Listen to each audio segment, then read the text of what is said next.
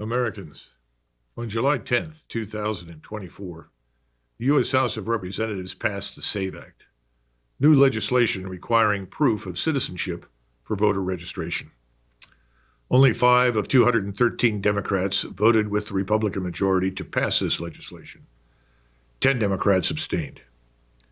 Unfortunately, the probability is very high that the Senate will vote to kill this important legislation, with the result that millions of illegal votes cast by non-citizens may well decide the presidential election. Few Americans are aware, but a short time ago, Democrats as well as Republicans raised questions about the conduct of federal elections.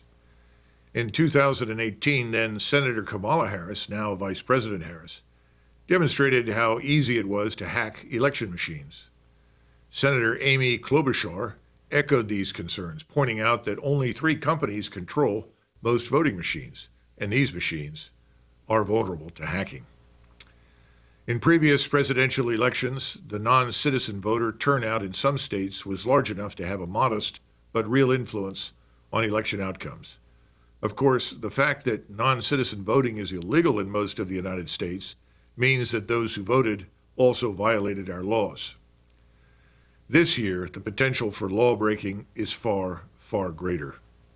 Recent migrants are receiving Social Security cards, debit cards, or green cards in the space of a few months when legal immigrants wait years for the privilege of working in the United States, let alone to become citizens.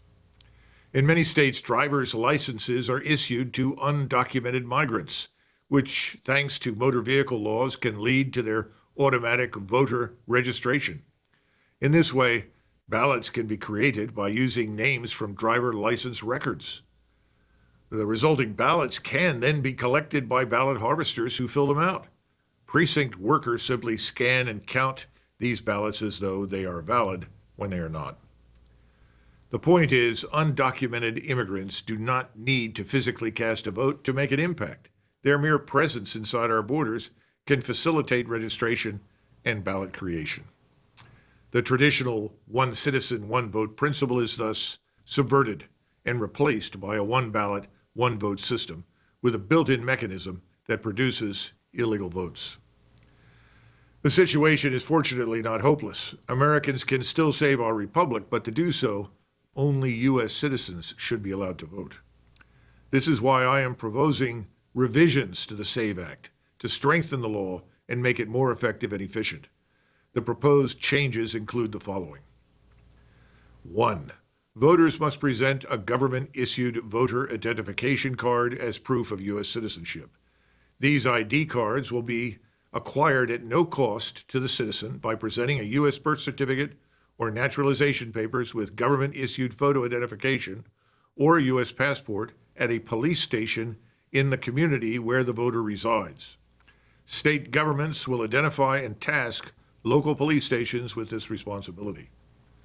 2. Records of the citizens that received voter ID cards will be maintained in the police stations where the IDs were issued. When citizens move their residence to new locations, they merely present their cards at the new police station and they will receive an updated ID. To make voting more accessible, funds will be provided to equip police stations with required capabilities and to establish additional polling stations, as well as additional voting precincts in all 50 states. 4. Voting will occur over a designated weekend from 6 a.m. Saturday to 6 p.m. Sunday. Citizens must vote using paper ballots. Online, early, or absentee voting is eliminated. Only members of the armed forces serving overseas will receive absentee ballots from their chain of command. 5. Vote counting begins when voting ends at 6 p.m. on Sunday, supervised by observers drawn from all political parties. Elections will be decided quickly, not in days or weeks. Paper ballots will be bundled and turned into the appropriate authorities and maintained intact for 12 months. In June 2024, India counted 670 million votes using paper ballots in just 12 hours. If India, a nation of 1 billion souls, can achieve this result, surely the United States, a nation of 340 million that put a man on the moon, can do at least as well. To sum up, this system offers effective security measures, reliable citizenship verification before Election Day, a paper trail of individual ballots, and multi-partisan oversight that make fraud much less likely, if not impossible. Voting occurs over the weekend, and citizens have 48 hours to cast their votes. This system eliminates ballot harvesting and the potential for online hacking. In addition, the system eliminates the requirement to maintain voter rolls that are habitually out of date or frequently include false or counterfeit names with erroneous addresses. Most important, the system ensures that votes are cast exclusively by U.S. citizens and that every vote is accurately counted in a timely fashion. Imagine what Election Day would look like. Imagine how much better it would be. When you enter the polling place, you're greeted by neighbors and local community leaders who are there to guarantee that the electoral process is fair and transparent. You present your free government-issued voter ID, vote with the use of a verifiable paper ballot, and you place the finished ballot into a secure ballot box. Americans know that we are headed for an abrupt change in course because we can already see rock bottom, a collection of lawless, tribalized people without identity or purpose on the path to national dissolution.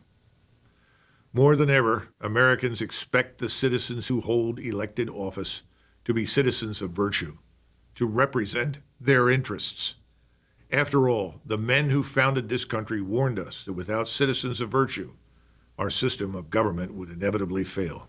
Politicians who govern us should take note. They should not lose sight of an important reality. American nationalism is an unstoppable force. It is the psychological glue that unites us. Equality before the law, private property, individualism, constitutional government, religion, freedom of expression, and liberty. The politicians in Washington can align themselves with this force or risk being swept away by it. Americans, not foreigners, will shape the destiny of our republic. And Americans, not foreigners, will save our republic at the ballot box. Thank you for listening. May God bless you and these United States.